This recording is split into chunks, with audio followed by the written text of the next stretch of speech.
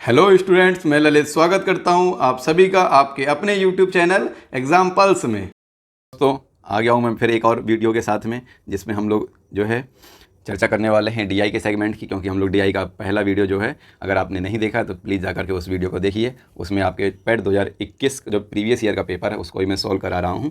फिर उसके बाद हम लोग नए सेगमेंट में जाएंगे, जिसमें आपको कुछ नए क्वेश्चंस भी देखने को मिलेंगे।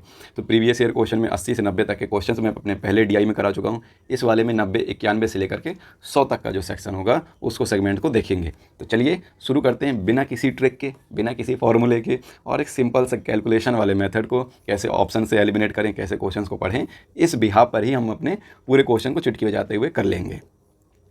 तो आ जाइए, ये है हमारा क्वेश्चन नंबर, देखिए 91 से 95। दी गई तालिका के आधार पर निम्नलिखित प्रश्नों के उत्तर देने हैं। यानी रीड द फॉलोइंग टेबल। यानी दो प्रकार के सेक्शन बनते थे, एक ग्राफ वाले जिसमें लाइन ग्राफ या बार ग्राफ आएगा, और दूसरा ये आपका चार्ट वाला आता है, टेबल वाला आता है। तो इसमें क्या क्या गया, 5 सेल्समैन की बात की गई है, यानी ABCD E, ये 5 सेल्समैन हैं, और विभिन्न वर्षों में इन्होंने जो कमीशन प्राप्त किया है इसके संबंध में है। ठीक है, कोई दिक्कत की बात नहीं, कोई गल नहीं। चलिए देखते हैं। तो यहाँ पर हमारा आ जाएगा भाई साहब, ये पहला प्रश्न को ही हम लोग सीधे चर्चा करते हैं ना, क्यों दाएं बाएं की बात करेंगे। पहला प्रश्न कहता है, किस वर्ष में सेल्समैन सी द्वारा अर्जित, सेल्समैन सी की बात यहाँ पर हो रही है, द्वारा अर्जित कमीशन, यही चीज़ आपको परीक्षा में करनी, जैसे बात करते जाए उतना टिक लगाते जाइए। सेल्समैन सी द्वारा अर्जित कमीशन पिछले वर्ष की तुलना में अधिकतम वृद्धि दर्शाता है। सेल्समैन सी पिछले वर्ष की तुलना में, तो 16, 17, 18, 19, यानी 20 तो उसने खुद से ही ख़त्म कर दिया, आपको भी नहीं पढ़ना है, और 15 भी नहीं पढ़ना है, क्योंकि 15 से पहले तो कुछ था ही नहीं। तो 16, 17, 18, 19, यानी 4 ऑप्शन दे दिए हैं, और पिछले वर्ष की तुलना में अधिकतम वृद्धि है। तो अब बस आपको करना क्या है कि जैसे आपका यहाँ पे अगर आप नोटिस करेंगे तो 2016 की यदि हम बात करते हैं तो सीधे इतना लिखते जाइए शॉर्ट में, 2016 है तो ये पिछले वर्ष से आप देखेंगे तो कितना ज़्यादा हो रहा है, 27,800, और पिछला वर्ष 26,200 था, यानी करीब करीब 1,600 का गैप आ रहा है। फिर यदि हम 2017 की बात करते हैं तो 2017 में आप देख रहे होंगे बिल्कुल ज़रा सा अंतर है, 27,800 से 28,200, यानी आपको ये लिखना ही नहीं है, आपको ये लिखना ही नहीं है। आप क्यों इसमें टाइम बर्बाद करेंगे, सीधे कुछ ऐसे ही आप कट कर सकते हैं। फिर जो जहाँ पर क्लोज है उसको लिखिए। फिर 2018 की यदि हम बात करते हैं तो 2018 में जो है ज़रूर कुछ गैप बनता है, और करीब करीब गैप बनता है 900 का। ठीक, फिर यदि हम 2019 की बात करते हैं तो देख लीजिए ये भी ख़त्म हो जाएगा, क्योंकि यहाँ पे 29,100 दिया था, यहाँ 29,400 ही दिया, यानी ये भी ख़त्म। तो अब कौन सा बचा, 2016 वाला सेगमेंट हो जाएगा, जहाँ पर अधिकतम वृद्धि दर्शाई गई। अब अधिकतम वृद्धि का अर्थ क्या होता है कि कितना गैप है। अब अधिकतम वृद्धि प्रतिशत कहता तो हमें प्रतिशत निकालना पड़ता, यहाँ पर वो अधिकतम वृद्धि कह रहा है। तो इस प्रकार से आप जो सरल, तो ये इस प्रकार से हो जाएगा आपका जो 1600 वाला आंसर हो जाएगा। तो यहाँ पर 2016, तो ये आपका देखिए इसमें 2 ऑप्शन तो ऐसे ही एलिमिनेट हो गए। तो आप ये भी देखते रहिए कि कितना क्वेश्चन को, हर क्वेश्चन को करने की आवश्यकता नहीं है, उसे पढ़ें और पढ़ते हुए उसको एलिमिनेट करते हुए भी आगे बढ़ सकते हैं।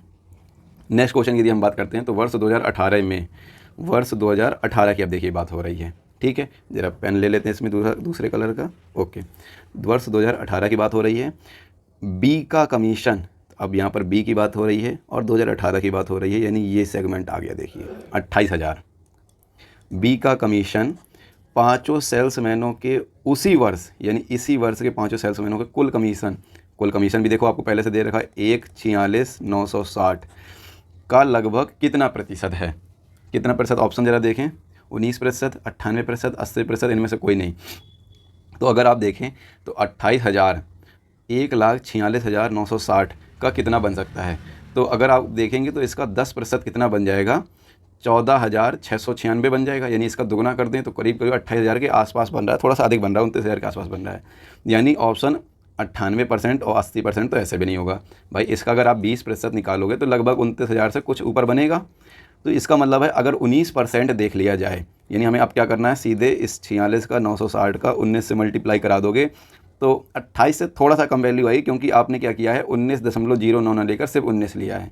तो 28 से थोड़ा सा कम जो वैल्यू आएगी, अगर आ रही है तो फिर भाई आपका आंसर ये हो जाएगा। या आप चाहें तो आप इतना ये आप कर भी सकते हैं कि 28,000, ये जो मैं आपको पहले ही बता चुका हूँ किस तरीके से इस क्वेश्चन को आप कर सकते हैं कि 1,46,960 का हमने मान लिया x% है हमारा, 28,000 है।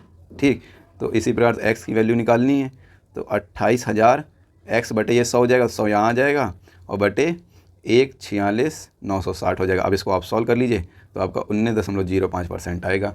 तो ये आपका जो तरीका है, आप इन दोनों में से किसी भी मेथड से कर सकते हैं। यानी अब देखिए, ये कोई आपका ट्रिक नहीं है, ये एक सिंपल सा कैलकुलेशन का रास्ता है जिसे आप यूज करके क्वेश्चन सॉल्व कर सकते हैं। अब देखिए क्वेश्चन नंबर 93 आ जाता है, किस सेल्समैन का 2018 में कमीशन 2015 की तुलना में उच्चतम वृद्धि दर्शाता है? ए बी सी डी, इन्होंने देखो 4 की बात कही है, 4 की देखो बात कही है पहले तो, यानी ये लोग जो चर्चा करने वाले हैं ए बी सी डी, ई को इन्होंने वैसे ही हटा दिया है।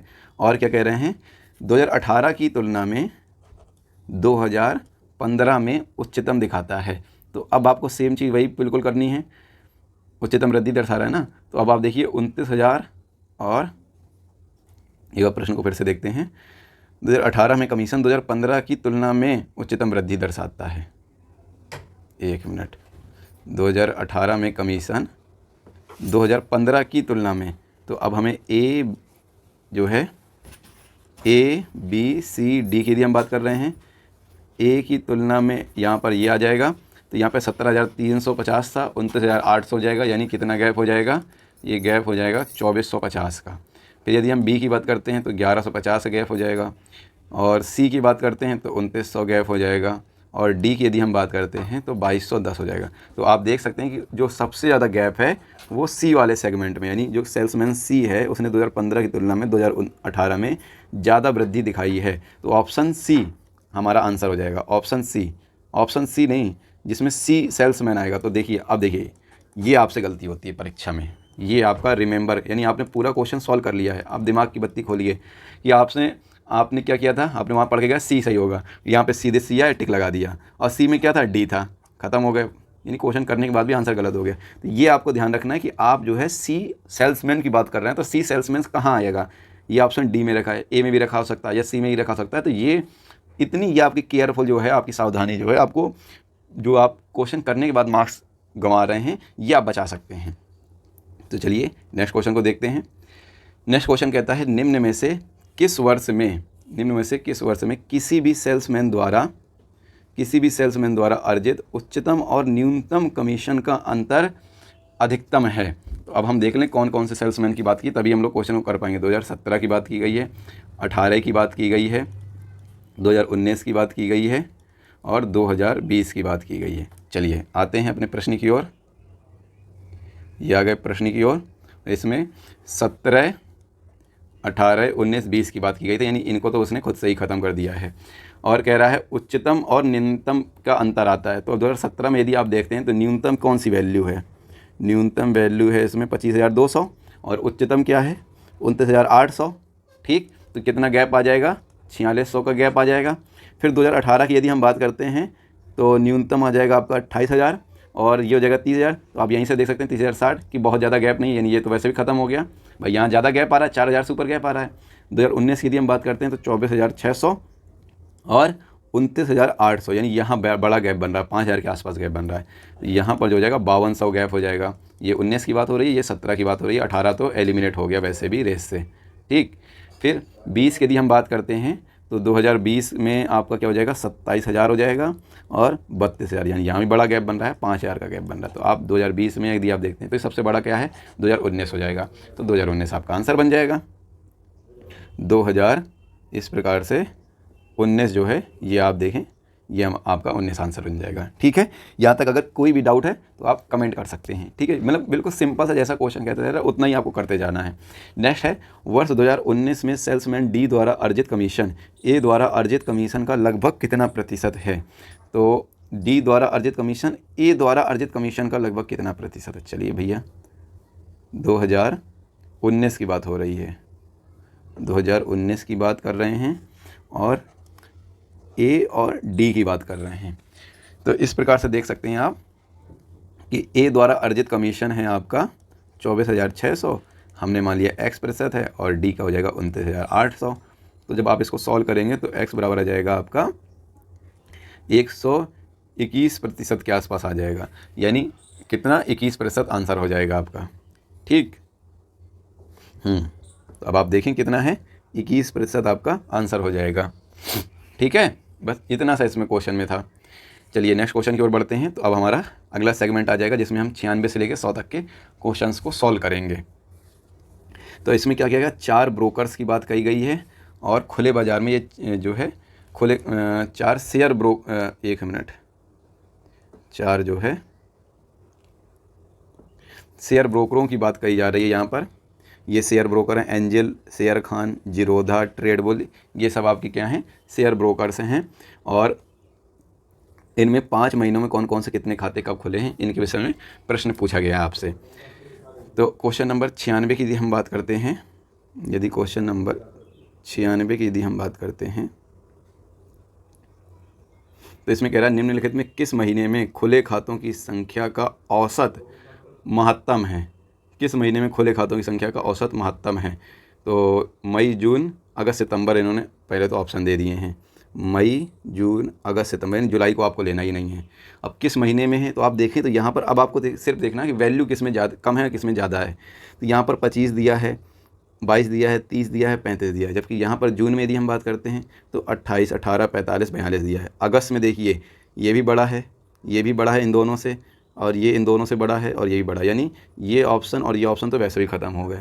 और फिर सितंबर की भी वैल्यू बड़ी है, यानी बस इन्हीं दोनों को आपको देखना है। तो अगर आप अगस्त का टोटल करते हैं, अगर आपको अगस्त का आप टोटल करते हैं तो कितना हो जाएगा, 180 हो जाएगा, और सितंबर का टोटल हो जाएगा 200। तो भाई टोटल से ही पता चल रहा है कि डिवाइड तो आपको 4 का यहाँ भी करना, 4 का यहाँ भी करना। तो कौन जीत जाएगा, सितंबर भैया जीत जाएंगे। तो सितंबर की यदि हम बात करते हैं तो ये आपका सितंबर माह आ जाएगा। सितंबर माह जो जाएगा इसका आंसर हो जाएगा। अब आते हैं अगस्त वाले में, क्वेश्चन नंबर 97 पे, यानी 96 हो गया, अब 97 की बारी आती है।